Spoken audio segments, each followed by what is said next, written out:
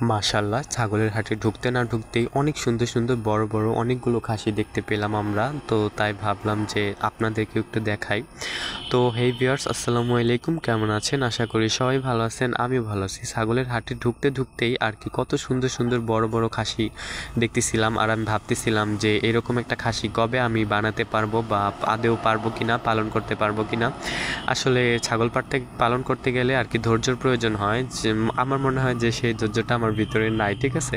তো যার কারণে আমি এখনো পর্যন্ত এরকম খাসি বানাইতে পারি না। এই খাসির থেকে আরও বড় বড় খাসি আছে, অনেক সুন্দর সুন্দর খাসি।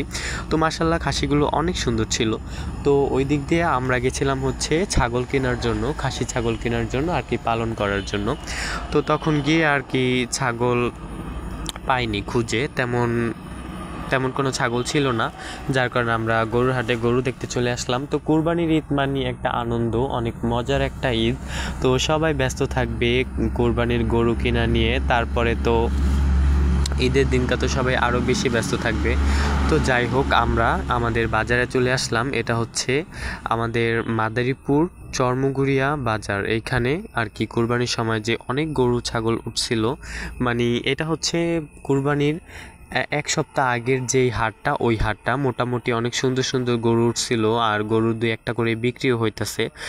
যদিও এখন তেমন একটা বিক্রি হবে না, যেহেতু আরও এক সপ্তাহ বাকি আছে। তো যাদের আর কি পালার মতো কোনো নাই, প্লেস নাই, তো যার কারণে তারা ঈদের 2 থেকে 1 দিন আগে গরুটা আর কি ক্রয় করবেন।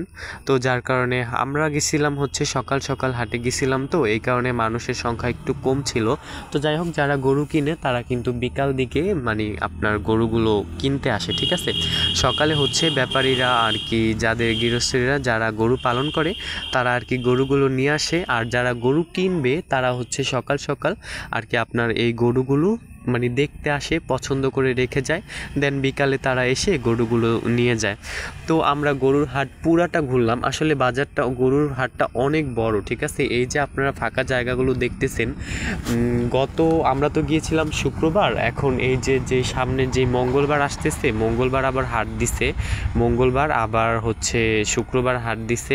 তো ঈদের আগের দিন যেই হাটটা হবে আর মঙ্গলবার, এই হাটে মানে পা দেওয়ার মতো জায়গা থাকবে না, শুধু গরু আর গরু। তার ভিতরে দেখেন এই লালবাবু আমার দিকে কিভাবে তাকাইতেছিল, বলতেছিল মনে হয় যেই তুই কেন ভিডিও করতেছিস।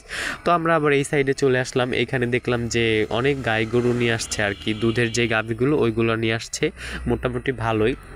তো গরু একটার থেকে একটা সুন্দর, মানে যেইটা দেখি সেইটাই ভালো লাগে। ভালো লাগবে না কেন বলেন? এত সুন্দর সুন্দর গরু দেখলেই তো ভালো লাগবে যে কারো।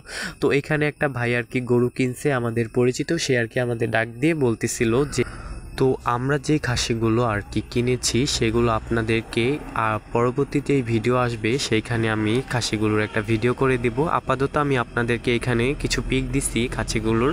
পরবর্তীতে এগুলো কয় টাকা দিয়ে ক্রয় করলাম, কি করলাম, কোথা থেকে নিলাম, সব কিছু আপনাদেরকে ডিটেলসে বলবো। তার আগে সবাই যারা আমার চ্যানেলে নতুন, আমার চ্যানেলটা সাবস্ক্রাইব করবেন, আর যারা সাবস্ক্রাইব করছেন তাদেরকে অনেক ধন্যবাদ। তো আশা করি ভালো থাকবেন সবাই। আসসালামু আলাইকুম।